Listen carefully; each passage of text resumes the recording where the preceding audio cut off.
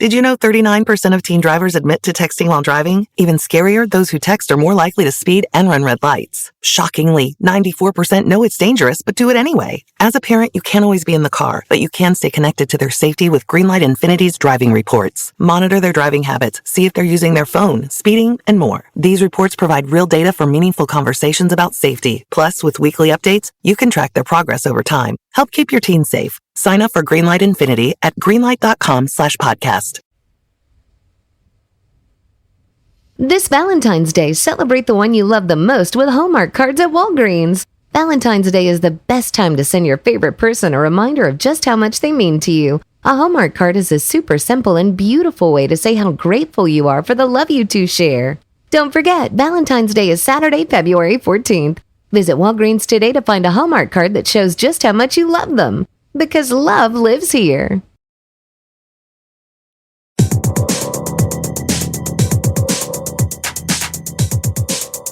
Ladies and gentlemen, boys and girls, Dying Time is here. That's right. We're talking Friday the 13th Part 2 on Kill by Kill. Well, greetings and salutations, Internet. It's your old pal, Patrick Hamilton, coming to you once again from the old Camp Blood site. This is the Kill by Kill podcast, where we are dedicated to celebrating the least discussed component of any horror film, the characters. We're going to unpack all the gory details of Friday the 13th Part 2 in the hopes that Counselor's Untimely End is just the beginning of the jokes that we can make about them. And as always, there's only one person I trust to tell it to me straight when I give her a phone call in the middle of the night. She's reaching out to us from the hinterlands of Brooklyn, the one and only Gina Radcliffe. How you doing, Gina? I am well. I'm stoked that we managed to make it through one entire movie so far in this epic project. That's right. We are moving forward in time and history. We're breaking apart what we knew about all of these people and all of these characters and this place and who the villain is. We're breaking apart the bonds of death itself. Nothing makes sense. It's a nightmare. But not a Nightmare on Elm Street. No. This nightmare is in New Jersey, where all good nightmares happen. So let's get right into it. The beginning of Friday the 13th. Part 2 starts in a small hovel of a town that is so depressing, I assume that Tom Waits would go, I'm going to choose something rosier as a subject. But if it's presuming it's still in somewhere in New Jersey, it's pretty dead on. I mean, particularly if you're looking at the area which Camp Crystal Lake supposedly is set, that it is actually pretty dead on to some depressing, rundown, always, the entire town is on the wrong side of the tracks town. Yes. It's pretty accurate. It's so dirty. It's kind of crazy. And I don't know if it's just the photography. There's one main light source in this. We start off on a small child straight out of It. It's a little bit like a Harmony Korine movie where you just Oh God. You expect it to pan over and there's a legless obese woman just sitting on a just laying out her porch, just hoofing down a can full of Pringles, and a child with Down syndrome is doing some sort of tap dance on the lawn, or it's all very bleak, very surreal, sets that generally unsettling mood that that something very dark and very unpleasant is about to take place. And it certainly does, in the form of two legs. After the small child is called off by his mother. Or Pennywise. Or Pennywise. We're not told where people float or whether or not everyone floats there. But two pairs of legs wander into view. Very new-looking boots, not heading off in the exact same direction as the child. This pair of legs has a mission. And then we cut to Alice, who we know from Friday the 13th, Part 1. And why don't we take a little bit of time before we describe Alice's situation, which can only be described as dire.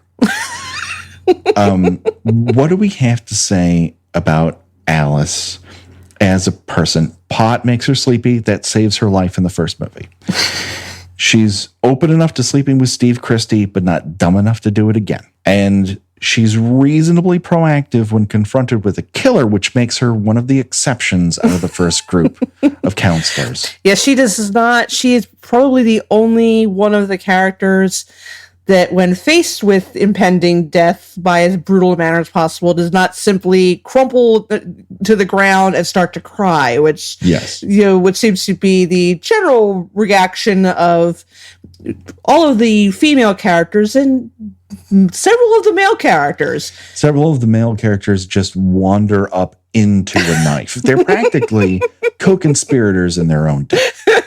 Certainly Steve Christie is. He just walks up and says, "What are you doing here?" and walks into a knife. She is able to try to hold off her attacker. She's a very good biter. She gives as good as she gets. Dead on with swinging a machete at someone.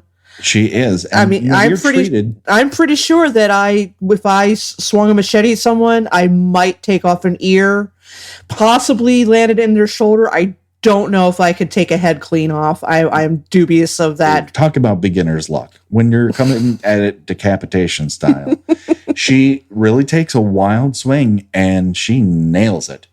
Not to put too fine a point on it. And we get to see almost all of the last reel of Friday the 13th. Yeah. In Alice's dream sequence, including a dream within a dream. It's very much in case you missed the last episode, here's a total recap. Which sort of makes sense in the time that it was released. VHS is nascent. Although this was only released some 9-10 months after the first one. Really? That's how quickly they got it into theaters. They made money and are like, well, we need to make more money. Let's do this again. And they scrambled to come up with a justification. And the dream sequence that we're treated to within the dream sequence we get to watch is of Jason rising out of the lake, complete with a monster sound that is added to it.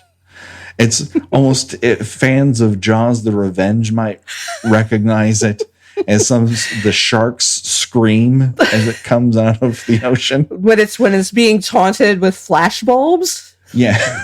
No, this is when it's being speared by a right. Okay, right. By a middle-aged woman from the Northeast who's vacationing in the Bahamas and banging an older guy named Hoagie, who may be running drugs.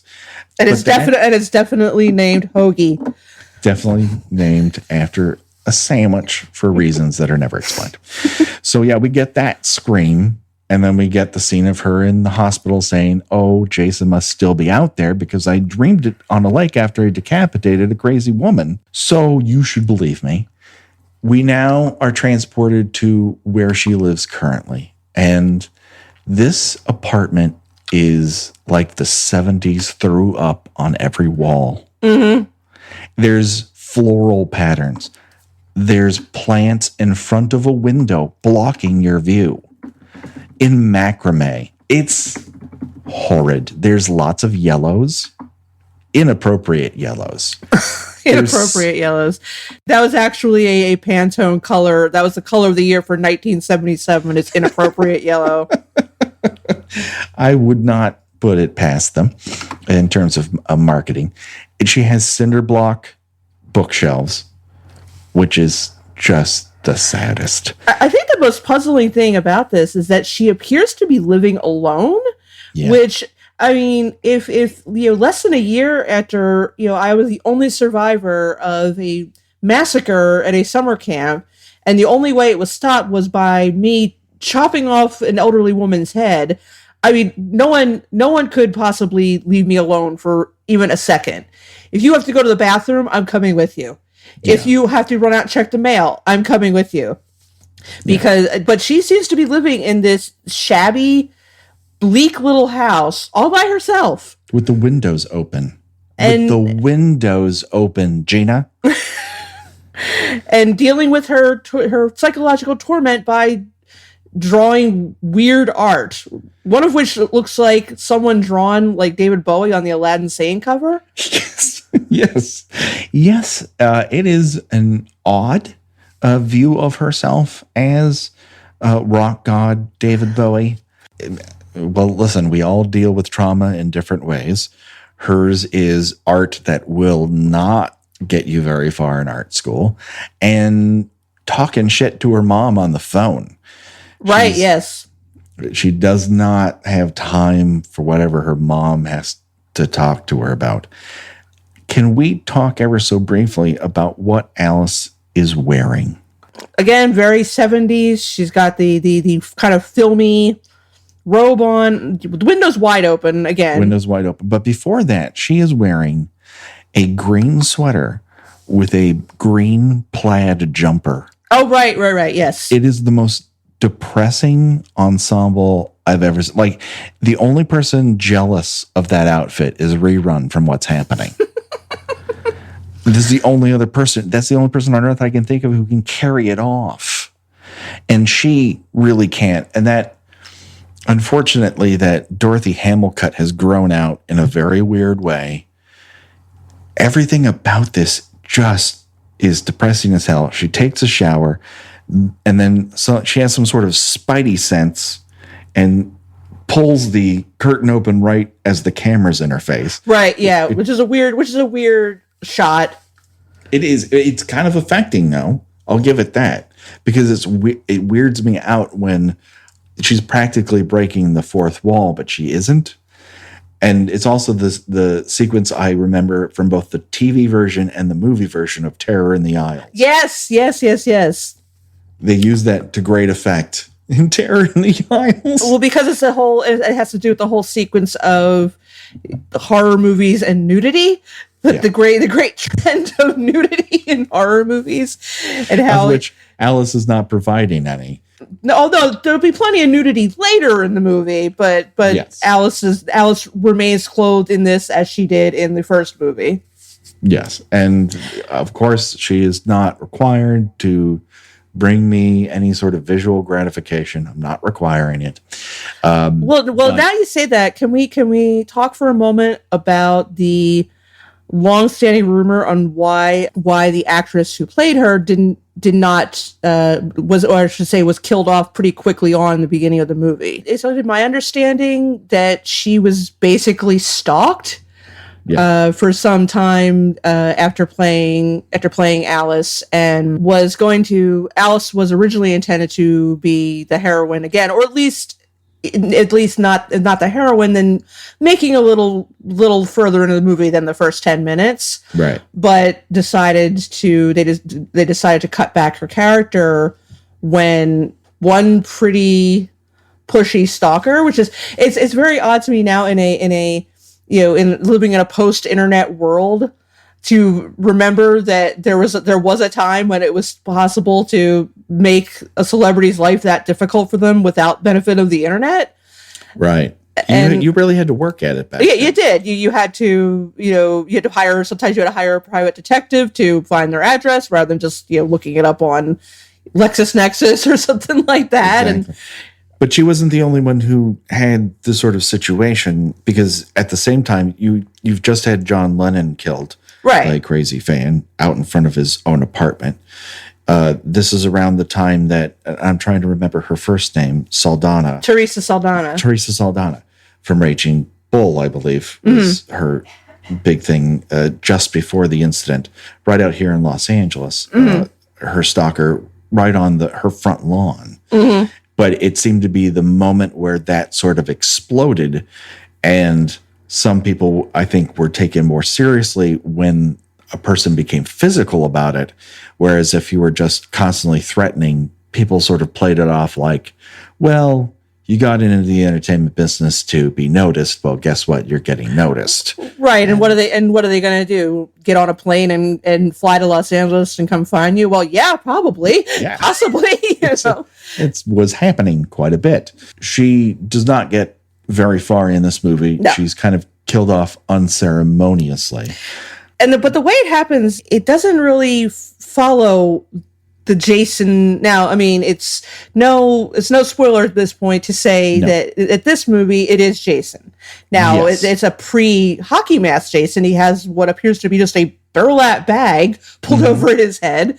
But the way that he approaches Alice, it's not in canon, for lack of a better phrase, with the Jason that we come to know and love. Where is she supposed to be? Do we get an idea Is she of where just this out takes of town? place? Is this in Ohio? We don't know where. No, there's no indication as to where. How did he? We're never told. One can assume that he found her in some way, which, how does a deformed, mentally incapacitated, feral creature wearing a burlap bag, how does he manage to find her, and how did he get to her? What did he pay a private eye? Did he get Rockford on the on the job? Somehow he finds her. Not only this, then makes his way to where Alice is by walking, by bike. Does he also end with the head of his mother in like a backpack? Another, like a hobo's bindle? He's carrying a severed, shriveled head with him into town to find this person that he knows because, I don't know, hillbilly magic. And the magical set of circumstances in which he is able to surprise her include a tea kettle, throwing a cat inside an open window.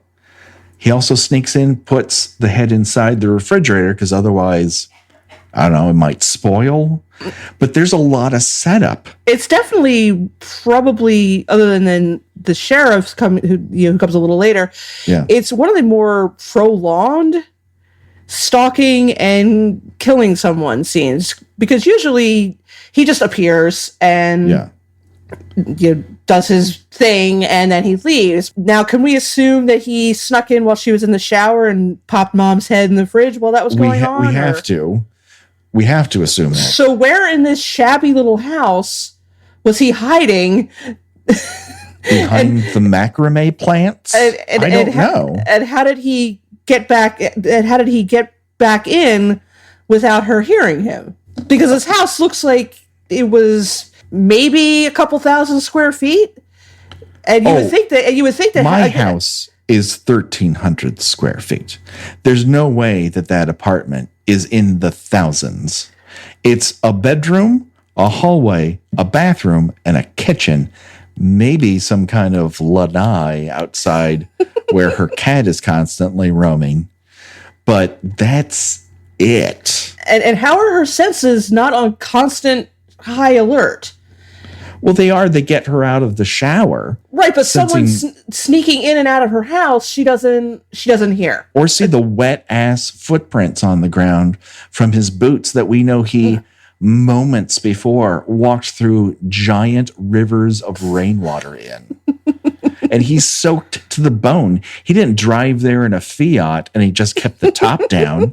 He traveled via foot or something there through the backwoods. This is insane. You would smell him from a mile away. He would be the most rank individual you would ever come across. He wears a burlap sack on his head. He's got one eye that works. This is not a ninja. And he is presented in this circumstance, and maybe this circumstance alone, is a fucking ninja, man. Because she doesn't see him coming, and he just stabs her right in the right temple with an ice pick.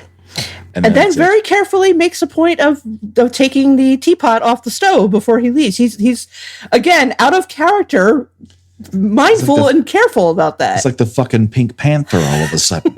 He's a jewel thief. He's just sneaking in and out of places like he's a member of Ocean's 11. I gotta say, in rewatching this scene, my primary concern was, oh God, does he kill the cat? Oh, thank God he doesn't appear. If he did kill the cat, it would have happened off screen. But that tells you something about the kind of person I am, that I go sit there and kind of impassively watch him jam an ice pick into a young woman's forehead. But oh God, please don't kill the cat. I can't bear that. Well, that's not the only animal that's going to be threatened throughout this, because we have the trial of Muffin that's going to go on throughout the entirety of the entirety.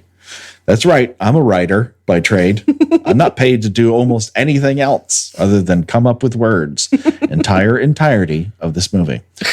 So poor Alice, she's dispatched. She is a dead Alice. Died in a shabby little house in a shabby little town, like some character out of a Stephen King novel. Oh God, it's so depressing.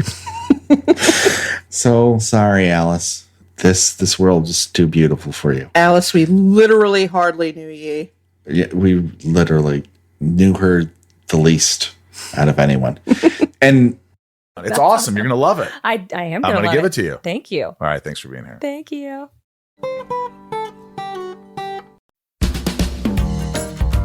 If you're shopping while working, eating, or even listening to this podcast, then you know and love the thrill of the hunt. But are you getting the thrill of the best deals? Rakuten shoppers do. They get the brands they love with the most savings and cash back. And you can get it too. Start getting cash back at your favorite stores and even stack sales on top of cash back. It's easy to use and you get your cash back through PayPal or check. The idea is simple. Stores pay Rakuten for sending them shoppers, and Rakuten shares the money with you as cash back. Download the free Rakuten app and never miss a deal. Or go to Rakuten.com to start getting the most bang for your buck. That's RAKUTEN.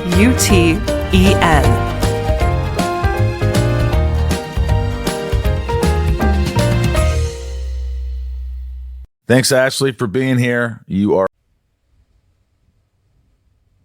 This Valentine's Day, celebrate the one you love the most with Hallmark cards at Walgreens. Valentine's Day is the best time to send your favorite person a reminder of just how much they mean to you. A Hallmark card is a super simple and beautiful way to say how grateful you are for the love you two share. Don't forget, Valentine's Day is Saturday, February 14th. Visit Walgreens today to find a Hallmark card that shows just how much you love them. Because love lives here.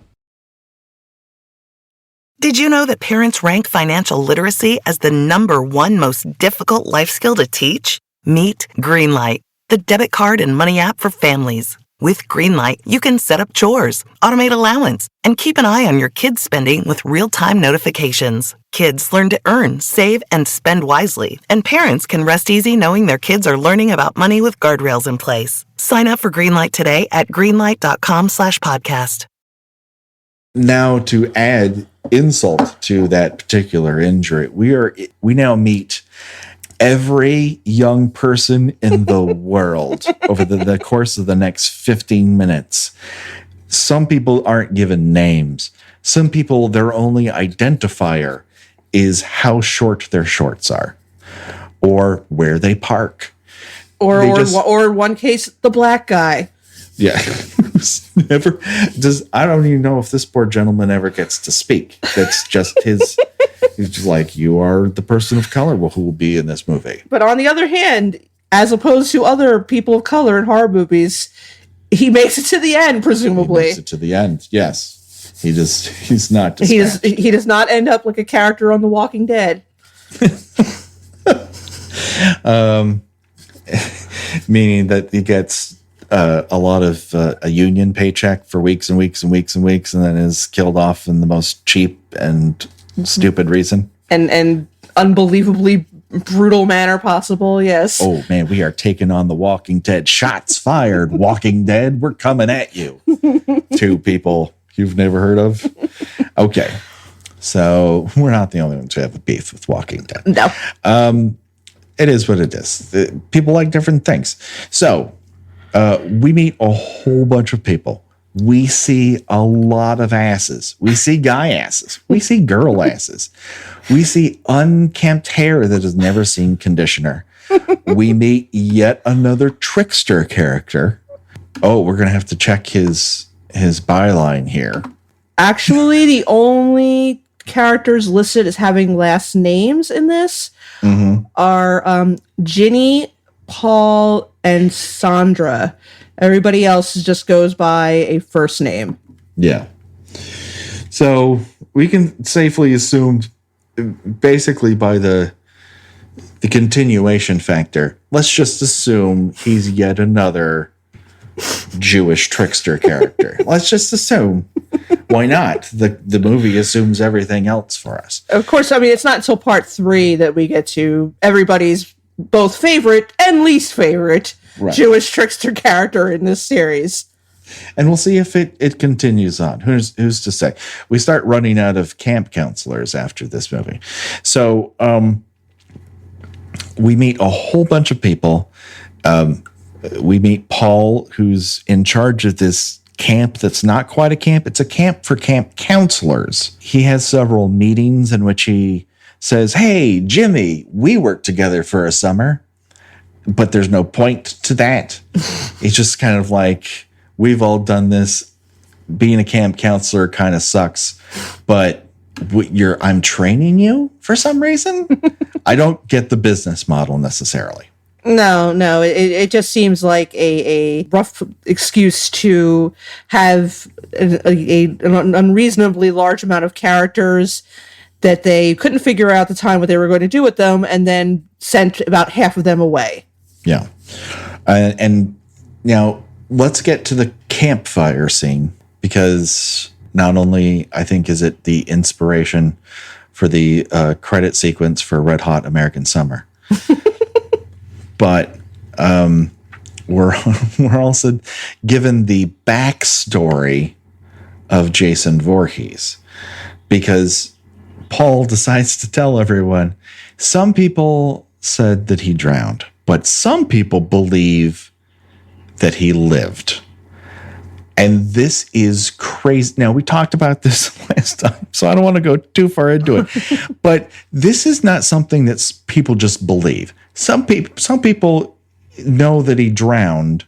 Some people believe that he lived. And that's just like campfire bullshit. But then the rest of the movie is that campfire bullshit. Right. Then and the odd way that he tells the story is, it sort of feels like he's burying the lead that what he's talking about actually happened at the place where they are. But yet at the same time, he's sort of describing it like, hey guys, I saw this movie last year. Let me tell you about the plot because it's really awesome. But he knows that, like, Camp Crystal Lake is a real place that really exists. It's not a fairy tale. This is a real joint. And it's right next door. And he's worked out a deal with local law enforcement where he's just going to train camp counselors and then disseminate them off into the world as people who can run. That's the only training sequence we see. They run, they swim, they wander off into the woods. This is the kind of training that they get. And not like first aid or how to make a lanyard or the proper way to open an industrial sized can of baked beans, or the stuff that you really need to know for being a camp counselor. Exactly. How to bury your poop. What's the best place to bury your poop? How to wash urine out of a 9-year-old's bed sheets. See, now my only camp experiences as both a Boy Scout before I gained my Eagle Scout, so I never had to go camping again. I was the fourth youngest Eagle Scout in all of California when I earned that particular rank, and the express reason to do it was so I would never have to be a Boy Scout again. There's no place to go. Discussion over with. It's been settled. Eagle Scout. Let's stop talking about it. I'm never wearing that uniform again. Then, many years later, in order to earn money for a car, I spent 8 weeks at a Boy Scout camp alongside of a lake. So the only charges I had were tween males for the most part. Oh, that must have been delightful.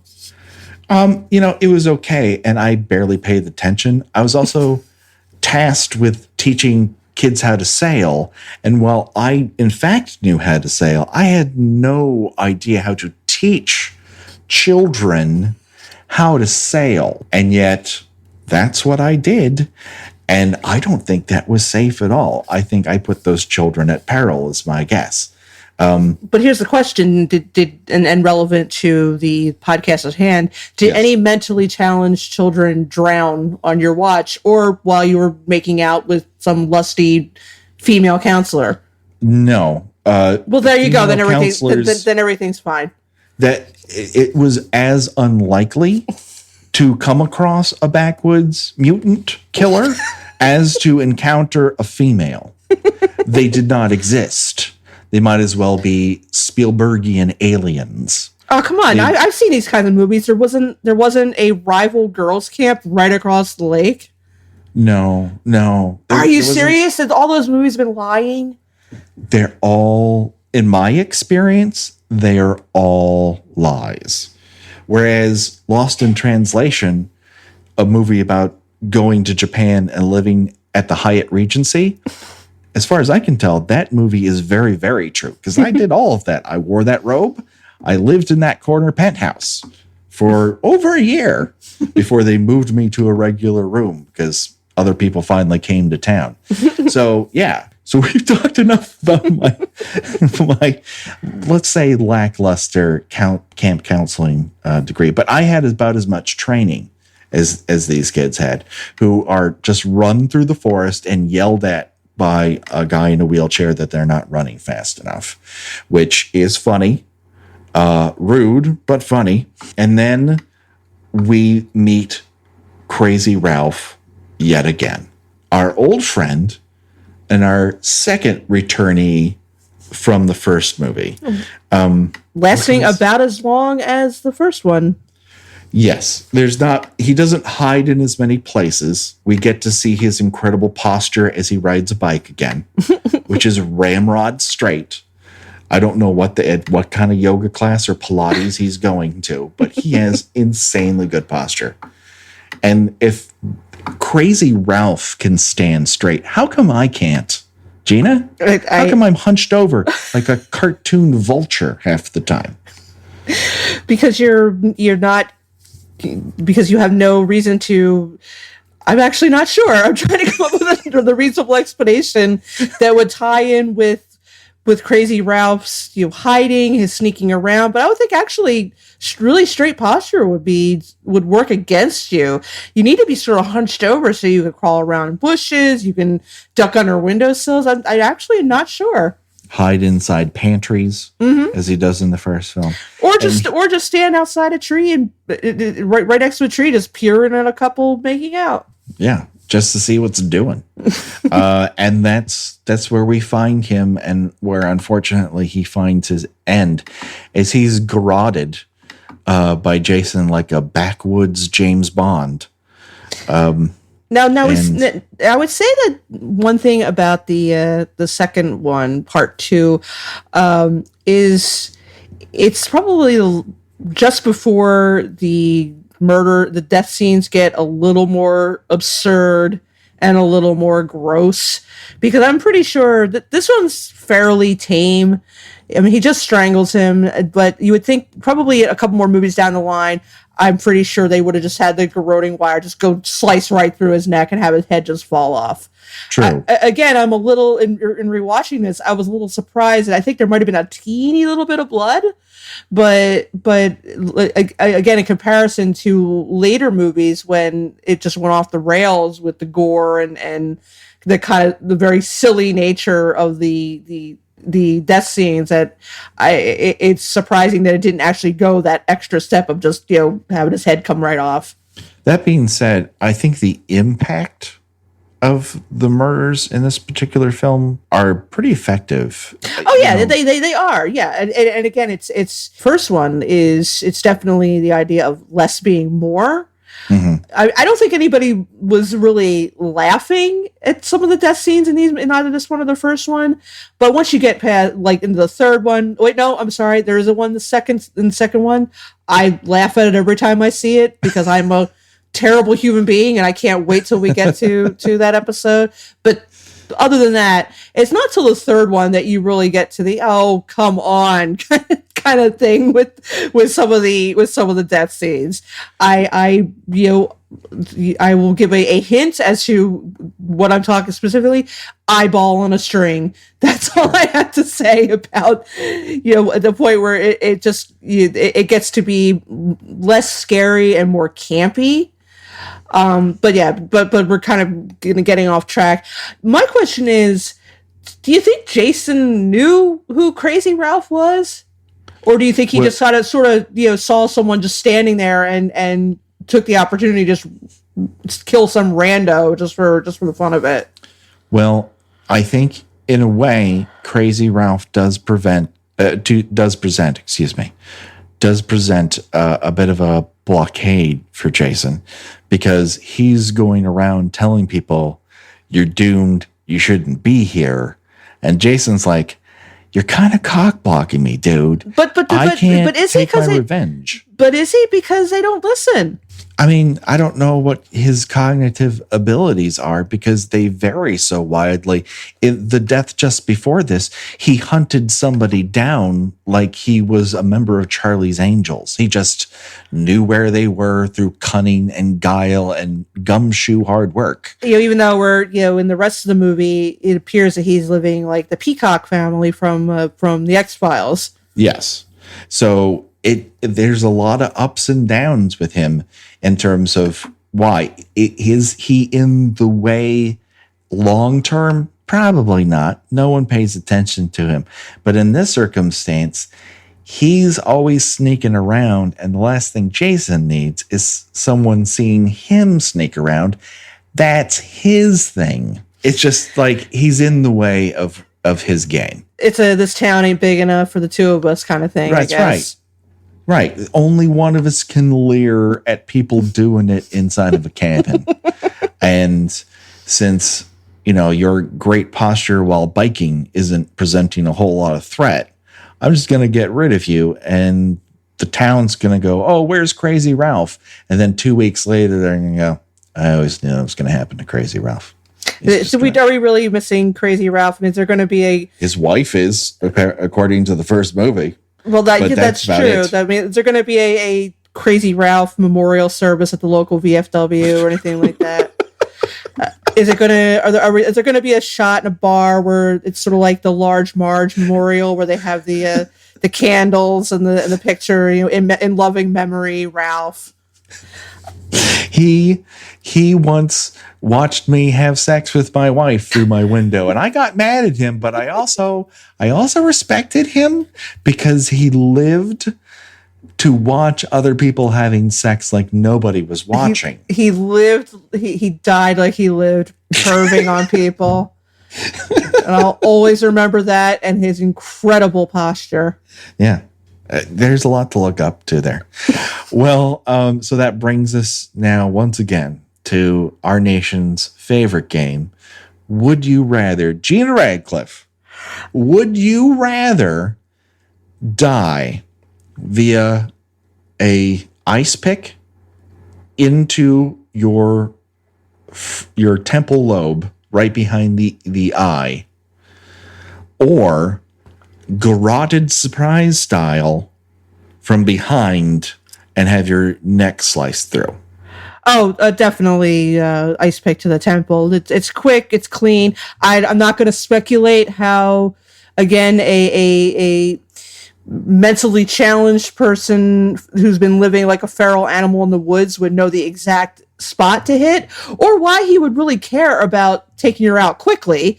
You would think of all the people that Jason would want to inflict a prolonged torture death upon. It'd be the person that killed his mother. That being said, I'm going to definitely take the ice pick to the temple. Okay, I can totally see that. Now, as part of that, you're going to have to see a decapitated head in your refrigerator. I'm going to be dead soon anyway. That's okay. All right, that's the last thing you're going to see, though. Now, hopefully, whereas Crazy my Ralph got to see some cute people making out. But on the other hand, with Alice's death, I mean, would I have to be found dead in a shabby little house in the middle of a godforsaken town out of Gummo. Yeah, absolutely. That is part and parcel. That's what you're signing up for. You're stamping your name. That's where I want to die. I want to die in that apartment. I want to die near those plants. I want to have a cat who's probably going to eat my face before I'm discovered. Oh, I have a cat in real life. I fully expect that anyway. So, with my as long as you fully expect it, with my terrible artwork laid out for everybody to find, and for the everyone will inspect your artwork for the emergency workers. Like, oh Jesus Christ, look at this shit. Yeah. You're going to be evaluated in depth by your art. Can I take my answer back? No. Fuck. Final answer. All right, and fine. that is why I'm going out perving on people and being strangled from behind a tree. Just because I very rarely get to watch other people have sex, and it's exotic for me. And somehow that's a more dignified death than being found in a house surrounded by he's not found. He's not really found there. He's dragged off to the pile of bodies that we discover later on. That's true. So no one really knows. I mean, no one will be surprised to find out that's what he was doing, but at least no one found him in that in such an embarrassing situation. At the VFW's the Crystal Lake, their Deadpool found in a pile of bodies near Camp Counselors he was perving on. Whoever has that, he's totally earning that $50 at the VFW hall pancake breakfast. Yes. He is getting drunk on so much old style that night. It's insane. Okay. This has been fantastic. Thank you once again, Gina, for taking time out of your schedule to decide whether or not you want to die in the world's worst apartment or end up in a pile of bodies. I chose me. I chose poorly. This time, there's so many more to choose from. So we can't wait for that to happen. Gina, where can people find you on the internets to read your stuff, not really find you? Well, I write about 70s and 80s television. Most recently, probably not most recently by the time you hear this, but one of my featured articles was the far more terrifying than the Friday the 13th series episode of Different Strokes involving the Bicycle Man, the child molestation episode. Oh, dear heavens. Spine-tingling, horrifying in every way. You can read that, plus much, much more at tuneintonight.wordpress.com. That's wonderful. I think everyone should do that because they should be looking out for predators. Because they're bicycle men. They're not coming in to share the bathroom with you, dumbass. Exactly. We're getting political. Oh, shit. So, that's right. You can talk to us at the Kill by Kill podcast. We have a Gmail. It's killbykillpod@gmail.com. We have a Twitter. That's killbykillpod @killbykillpod. We have a Tumblr, and I don't really know if we're going to use it or not. Maybe we will. Maybe we won't. I don't know. I'm not really a Tumblr guy. Don't hold it against me. Gina got on Snapchat this week, and it freaked me out. I'm still not getting on Snapchat. Oh, it's fun. I'm sure it is. Be a confused old person with me. But I can be a confused old person in real life. I don't have to go online to do it. I can just stare at things and wonder why. It's just not necessarily for me. So the question remains, should I get on Snapchat? The answer is no. But maybe you have, a different opinion. Anyways, reach out to us any way you wish. We'd love to hear from you. So that wraps it up. But don't worry, the body count continues. So until we return, for myself and for Gina, bye-bye, everybody.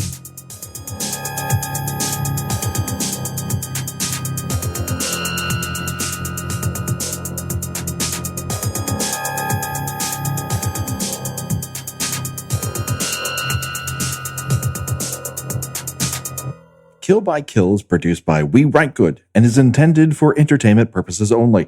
Friday the 13th is owned by Paramount Pictures. Jason is owned by New Line Cinema. No infringement is intended. Kill by Kill logo was designed by Josh Hollis. Visit him at joshhollis.com. The Kill by Kill theme was created exclusively for us by Revenge Body. Get the whole track and much, much more at revengebodymemphis.bandcamp.com today. Did you know 39% of teen drivers admit to texting while driving? Even scarier, those who text are more likely to speed and run red lights. Shockingly, 94% know it's dangerous but do it anyway. As a parent, you can't always be in the car, but you can stay connected to their safety with Greenlight Infinity's driving reports. Monitor their driving habits, see if they're using their phone, speeding, and more. These reports provide real data for meaningful conversations about safety. Plus, with weekly updates, you can track their progress over time. Help keep your teens safe. Sign up for Greenlight Infinity at greenlight.com/podcast. If you like the show, please take a moment to rate, review, and subscribe. It really does help the show to grow. Thank you for listening.